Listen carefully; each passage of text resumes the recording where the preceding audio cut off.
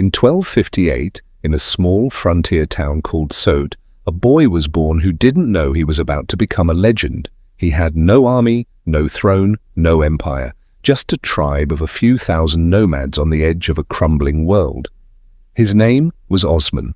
History would call him Osman Ghazi, the warrior who built an empire that would last over 600 years. Osman was the son of Ertuğrul, leader of the Kayu tribe, Turkish nomads who had settled near the Byzantine border in northwestern Anatolia. It was a dangerous, broken world. The once mighty Seljuk Empire was collapsing. The Mongols were tearing through the east. And right next door stood the weakening Byzantine Empire, still wealthy, still proud, but no longer strong. Osman grew up watching all of this. Watching and waiting. By his teenage years, Osman was already riding into battle beside his father. He fought so often and so fiercely that people began calling him Ghazi, a holy warrior.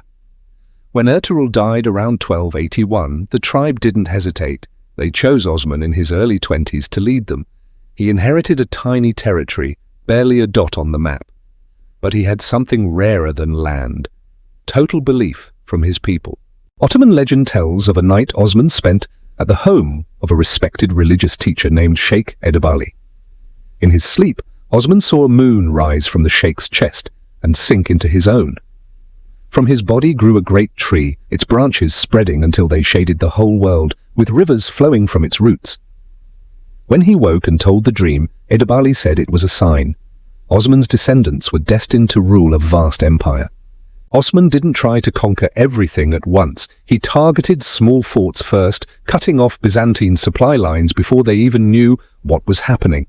Town after town fell: Karacahisar, Inegöl, Bilecik. But here's what set him apart. When towns surrendered, Osman didn't punish them. He let local Christians keep their land, their churches, their lives, in exchange for loyalty and tax. Word spread. People surrendered to Osman not just out of fear, but because his rule seemed fair. That reputation became one of his greatest weapons. By 1299, with the Seljuk Empire in total collapse, Osman made his move. He stopped answering to any sultan. He started minting his own coins.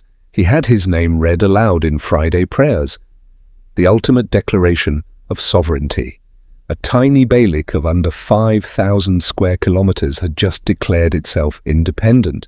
Historians mark this moment as the true birth of the Ottoman Empire. Osman spent his final years pursuing one last goal: the city of Bursa, a major Byzantine stronghold. He laid siege to it, but grew too ill to see the victory himself. In 1326, just as Bursa finally fell, Osman died. His son Orhan carried his body home and made Bursa the new capital, a fitting monument to his father's life's work. Osman never called himself a sultan. In his lifetime he was simply bey, a chieftain. But what he started didn't stop with him. His descendants conquered Constantinople, the Balkans, the Middle East, and built one of the largest empires the world has ever seen. An empire that bore his name for over 600 years, until 1922.